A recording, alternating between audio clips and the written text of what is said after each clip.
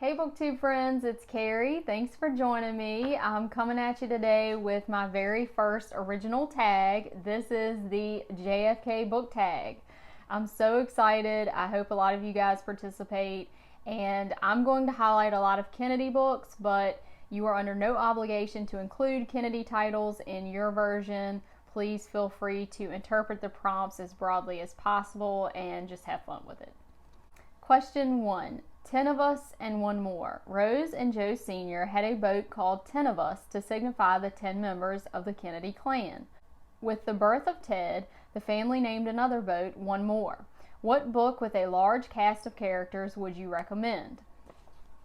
For this, I have to go with the definitive book about the JFK assassination conspiracies, and that is Crossfire, the Plot That Killed Kennedy by Jim Marrs. If you're unfamiliar with this book, this is one of the books that was the basis for Oliver Stone's film JFK, and it's pretty small font. It's a pretty substantial book. It covers every possible conspiracy theory and every person who was at all connected to Lee Harvey Oswald or who was on Dealey Plaza on November 22nd, 1963, they are looked at in this book. And so this book will make you a little bit suspicious of everyone. You will start to see assassins behind trees and in storm drains and that sort of thing. But I do think there's some good information in there, and if you're someone who is interested in JFK assassination conspiracies, that one is a must read. Question 2, PT 109. What is your favorite book featuring a harrowing survival, rescue, or war story? I have to go with PT 109, an American epic of war, survival, and the destiny of John F. Kennedy by William Doyle. This book does lean heavily on the original account of PT 109, which was written by Robert J. Donovan in 1961, but this gives an overview of PT boats and their role in the Pacific Theater, and it gives a more balanced account, I think, of what happened during this battle that led to this 6-day tale of survival. This was a very pivotal, formative event in John F. Kennedy's life, and it does propel his political career, and it does shape a lot of his beliefs about the U.S. military. And so if you were at all interested in President Kennedy, I think you have to read a book about his experience in World War II. Question 3, Addison's disease. What is your favorite book that deals with disease or the medical field? So I'm going to go with Dr. Feelgood, the shocking story of the doctor who may have changed history by treating and drugging JFK, Marilyn, Elvis, and other prominent figures by Richard A. Lertzman and William J. Burns. This book is about Dr. Max Jacobson, who was a very controversial doctor to the stars and many prominent people. And he was controversial because of his use of intravenous amphetamines, which were not necessarily illegal or anything at the time, but his methods were questionable. And even Bobby Kennedy expressed some concerns about Jack taking these treatments from Dr. Jacobson, and he actually had some of the drug tested by the FBI. And so John F. Kennedy was informed about what was in those injections, but unfortunately Kennedy's Addison's disease and complications from his back surgeries gave him such a tremendous amount of pain that he really did not care what was in the injections if it made him feel better. So I do think this is a very interesting read if you are looking for something that talks about Kennedy's medical issues. Jackie also received some of the injections, but she started to experience some unwanted side effects, and she does stop the injections. Question 4, Camelot. What real or imagined dynasty would you like to read more about? Okay, you guys know I can't get enough Kennedy, so I will stick with the Kennedys, but I will say that I would like to read more about Robert Kennedy, because I feel like in some sense he is the unsung hero of the Kennedys. He is definitely the person that John F. Kennedy sought out when he had a personal or political crisis. I think that speaks to Bobby's intelligence and also his ability to be very ruthless when it came to protecting his family and also doing what he felt was right. I do believe that Bobby, out of all of the Kennedys, probably had more of a sense of obligation along with this sense of entitlement. Question 5, High Hopes. Frank Sinatra re-recorded this song for Kennedy's 1960 presidential campaign. If you ran for office, what would your campaign song be? This is a tough one because I wanted to choose something that was very rock and roll, very classic, but I also wanted to choose something that had meaningful lyrics and not necessarily lyrics that could be interpreted just one way.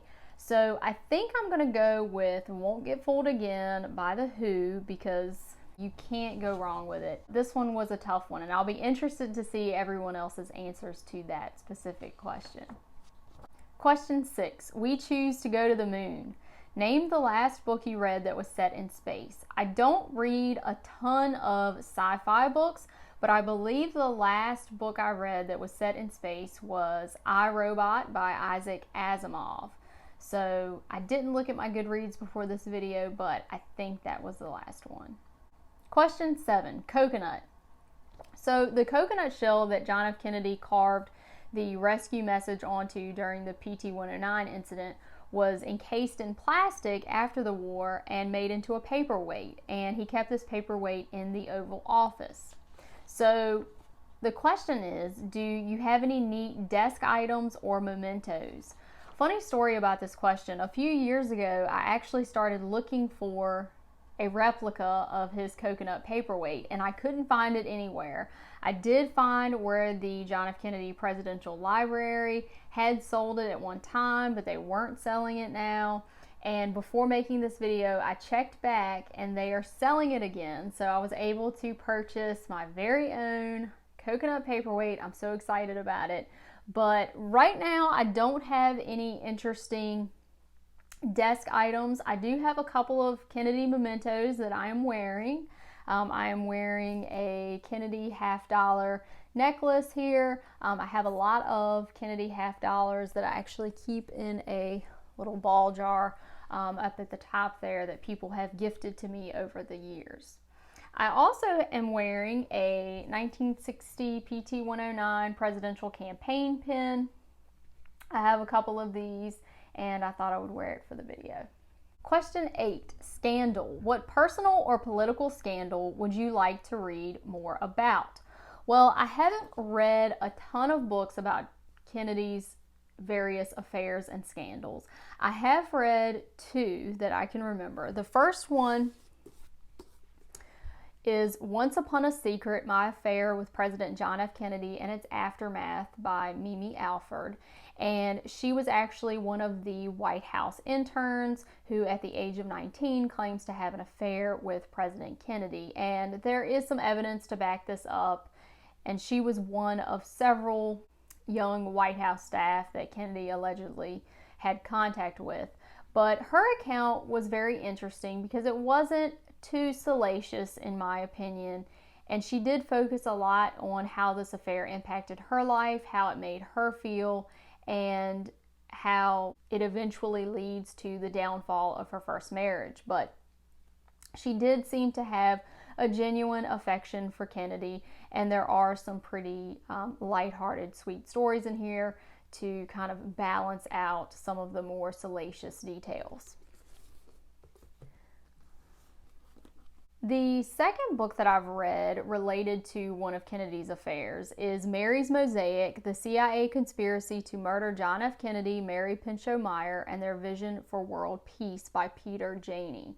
Now, Mary Pinchot Meyer was the sister-in-law of Ben Bradlee, who was the editor of the Washington Post, and she was also at one point married to Cord Meyer, who was a high-ranking official in the CIA. And this book focuses a lot on her mysterious murder in Washington, D.C., and tries to connect that to Kennedy's murder in the previous year. I enjoyed this book just because the nature of his affair with Mary Pinchot Meyer seems to be a bit different, and a lot of that I think has to do with her political and social connections, and so I was interested in that part of the story. If I had to choose another scandal to read about, I would probably want to know a little bit more about a couple of Kennedy's alleged mistresses. One being Ellen Romich, who was married to a West German Air Force sergeant who was stationed at the embassy in Washington, D.C. And she was originally from East Germany. It was rumored that she was an East German communist spy. So when she was connected to John F. Kennedy, that became a political problem that Bobby Kennedy handled by having her deported back to Germany. And I would be curious to know what her thoughts were on this, if she was actually involved with John F. Kennedy and how this impacted her life, because from what I understand, this had a very traumatic effect on her. It resulted in the end of her marriage, and she pretty much ended up in obscurity working back on a farm. So I would be interested to hear her account. And also Judith Campbell Exner, that's another one of Kennedy's mistresses that I would be interested to hear more about. She had connections to the mafia boss Sam Giancana, and she was also connected to Frank Sinatra, which is how she met President Kennedy. But I'm not interested in the details of their supposed affair. What I would be interested in is what sort of information she was able to gather from these power players of the 1960s and how that affected her life, because I've found there's a substantial difference between how the press has treated some of Kennedy's mistresses and how they treated Kennedy in relation to these events. And I would just be curious to see what her thoughts were on the whole situation. Question 9, Peace Corps. What book made you a better person? You could kind of interpret this as to what book made you feel good or do good, and the book I'm going to choose is The Letters of John F. Kennedy. I actually picked this up at a very low point in the American political scene, and this book just inspired me. It made me feel a little bit better about America and the political process. This was an era where decorum, civility, and those sorts of characteristics were expected of our politicians. And I know I might seem a bit biased toward JFK, but I haven't heard a politician speak with such intelligence and sincerity in a long time. And so this book was just very refreshing, and for me, it was a feel-good book. Question 10, Conspiracy. What are your thoughts on the Kennedy assassination? So I'm not here to convince anyone. I'm not here to argue any sort of minute details about Kennedy's assassination, but I will say that there are some things about it that bother me. And I do believe that Lee Harvey Oswald was involved in the assassination, but I do believe there are still a lot of questions. The autopsy and the investigation were mismanaged and mishandled from the beginning. The Texas authorities were not allowed to investigate this as a homicide that occurred in their jurisdiction, and so the chain of evidence was interrupted for a lot of crucial pieces, not to mention the fact that the autopsy was attended by several dozen people who were controlling what the doctors could actually do and not do. So there are lots of questions with that for sure. It's also a little hard to believe that within hours of the assassination, a lot of news organizations had very detailed information about Lee Harvey Oswald, and yet our national law enforcement agencies, the FBI, the intelligence community, and the Secret Service were caught completely unaware. And I just find that very difficult to believe.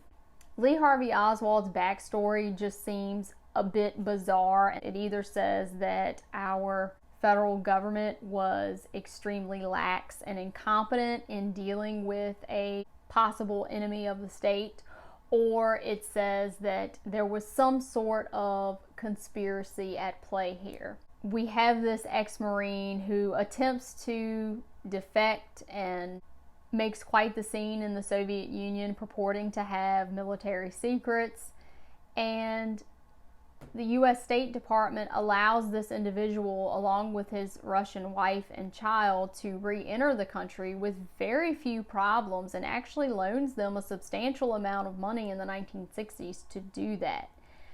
At the height of the Cold War, I just find this story a bit unbelievable, and again, it's either incompetence or conspiracy. It has to be one or the other.